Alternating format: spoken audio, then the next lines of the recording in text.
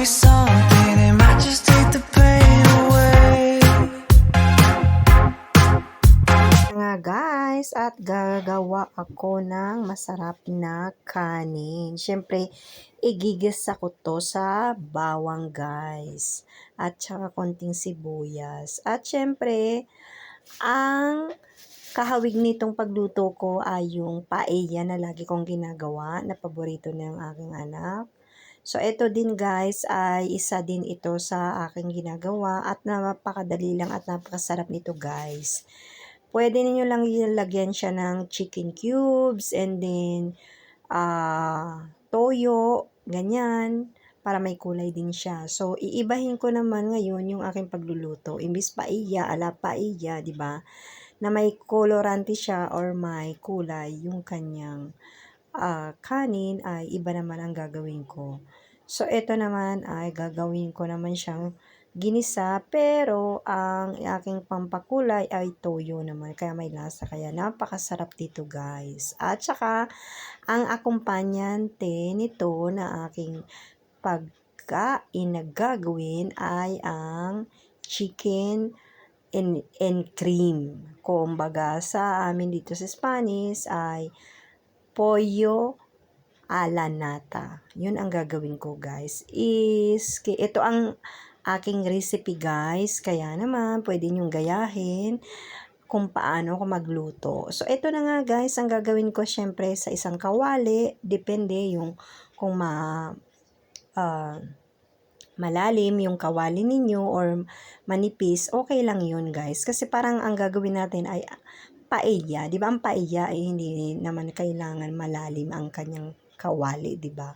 So, ito na nga ay nagpainit ako ng mantika at syempre nilagay ko na yung ating bawang. Bawang muna ang aking ginagawa na papula-pula and then susunod na yung aking sibuyas. Kailangan mapula-pula natin guys at depende po sa bigas na inyong gagawin, lulutuin. Kung marami kayo ay depende rin po yun sa ilang tasang gagawin nyo. So, ang gagawin ko guys dito, dahil yung anak ko kailangan niya ng protina, sinabi ko naman sa inyo na kailangan din kumain tayo ng masustansya at healthy at kailangan din siyempre yung karne at siyempre kasabay na rin yun yung pagda-diet, okay? Kaya hindi masyadong magrasa to, laging kinakain ng anak ko ay pichuga or chicken kasi kailangan naman talaga na kumain ng karne pero hindi yung talagang mataba. So, ito na nga at naglagay din ako ng chicken cubes dyan guys. Kailangan mababa muna yung apoy at tutunawin natin. At tapos, ilalagay ko na yung 2 tasang bigas. Pero yung 2 tasang bigas guys ay malaking tasa yung nilagyan ko dito. Okay? Kaya naman, ganyan. And then, lalagyan ko siya ng 4.5 baso't I mean, yung tasa na ginamitan ko ng bigas, 4.5 ang katumbas ng tubig na ilalagay ko. Kasi yung bigas guys na ginamit ko dito ay largo. Yung kumbaga kasi iba-iba ang bigas, 'di ba? So, ito, kaya ibig sabihin, yung bigas na mahaba, ito guys, na gagawin ko dito kasi nga, anong tawag dito, maano siya sa tubig. Kailangan talaga niya. So, kaya ito guys, ang aking gagawin. At igisa nyo muna siya dyan. Kailangan igisa muna ninyo. Kumbaga is nabasa na talaga sa mantika yung ating bigas. Isa natin ng maayos. Hindi naman yung toasted. Hindi natin tutustarin yung ating bigas. Kaya yun. At nung na natin guys, na igisa niyo ng maayos sa mantika yung inyong rice, ay pwede nyo na pong lagyan ng sabaw. 4.5 ng tubig ang inyong isasabaw dito. At syempre, hahalo-haluin ninyo. At kapag kumulo na siya guys, ay ito ay magka-counted na kayo ng ilang minuto.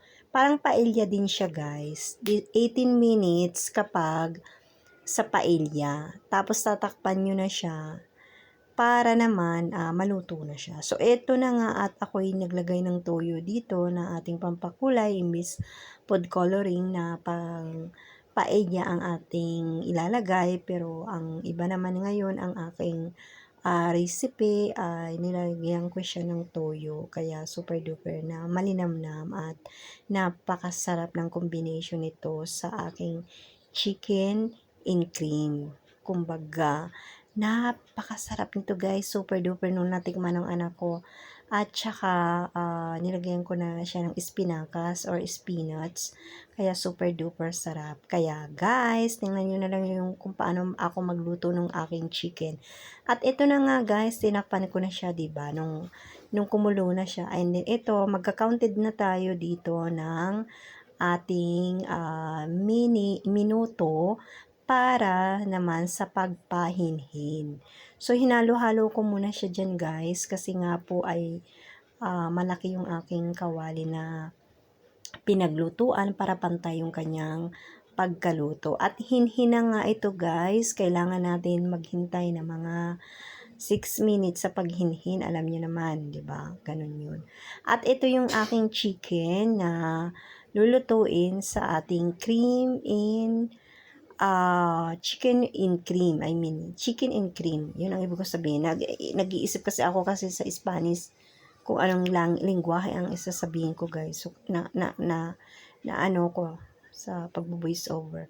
So, ito na nga guys, at yung aking bawang, pinitpit ko muna siya bago siya hiniwa-hiwa ng ganyan. Pagkatapos, maghihiwa-hiwa din ako ng konting sibuyas dyan guys. At syempre, huwag natin kalimutan yung luya. Yung luya kasi pangpatanggal yun ng lansa sa ating chicken. Alam nyo na malansa ang chicken, 'di ba? So kailangan natin talagang laging lalagyan ng ating luya kapag magluluto tayo dahil super duper talagang masarap, malinamnam, 'di ba?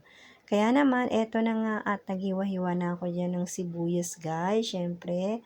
At pagkatapos ay yung ating luya. And then igigisa natin 'to, guys, yung konting mantika, and then yung bawang, sibuyas, at saka yung luya.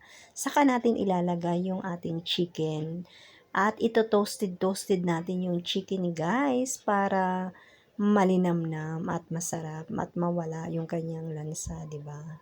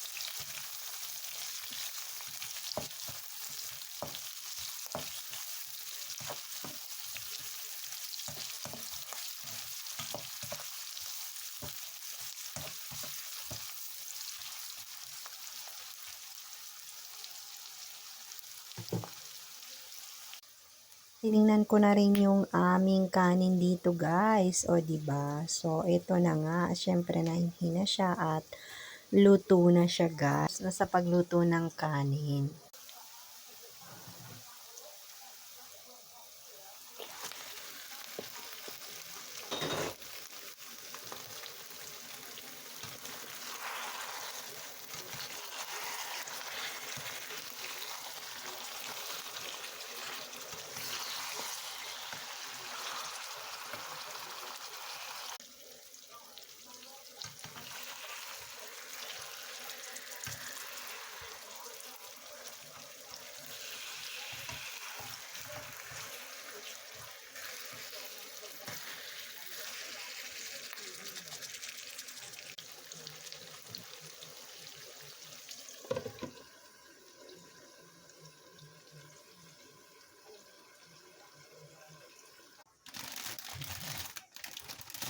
eto na nga guys, super duper masarap to na espinacas or spinach. Kaya naman lalagyan natin siya. Dahil magkombinasyon ang kanyang pagkain na to, yung chicken na to na with cream na may espinacas guys, super duper sarap. At ito na nga, at syempre halu-haluin natin at tatakpan ulit natin at ito-toasted natin siya guys bago natin lagyan ng cream. Kaya naman super duper napakasarap nito, grabe. Lagyan ko siya ng chicken cubes guys, dalawa yan na chicken cubes at ilalagay ko na nga yung ating espinacas para talagang manuot na yung kanyang lasa at lalagyan ko rin siya ng pamintang durog, ganyan, at saka ko siya halu-haluin guys. At kapag naluto na siya kasama yung chicken and then itong ating espinacas ay mga kaunting lang, ay lalagyan ko na siya ng ating nata or yung ating creamy, 'di ba? Kaya yan guys, yung nata sa amin ganyan para kusinar kasi 'di ba yung cream ay 'di ba meron dun yung para sa dessert and then para sa pagluto. Kaya yun guys.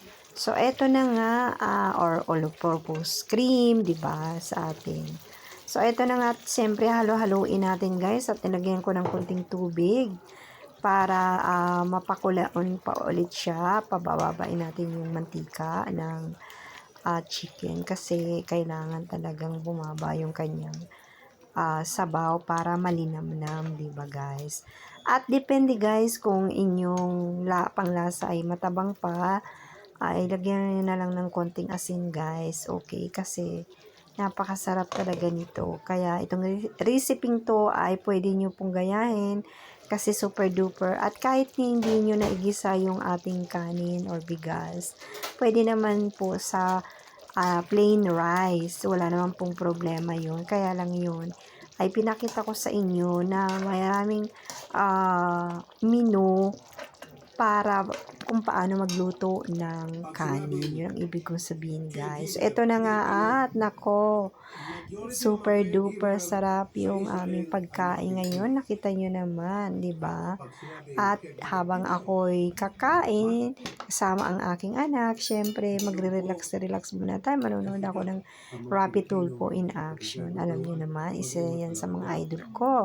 So guys, kain po tayo at syempre, nagpapasalamat po ako sa inyong mga yakap at mamahal. Syempre, huwag nyo rin kalimutan ang aking Facebook account, Gigi Voicing, and then Gibbs Minik naman para sa anak ko, and then meron pa akong Facebook account, yung Gigi Jade Voicing po. At syempre, kapag nagustuhan nyo naman ang aking video dito sa aking YouTube channel, ay pwede naman po kayong mag-like and share and subscribe.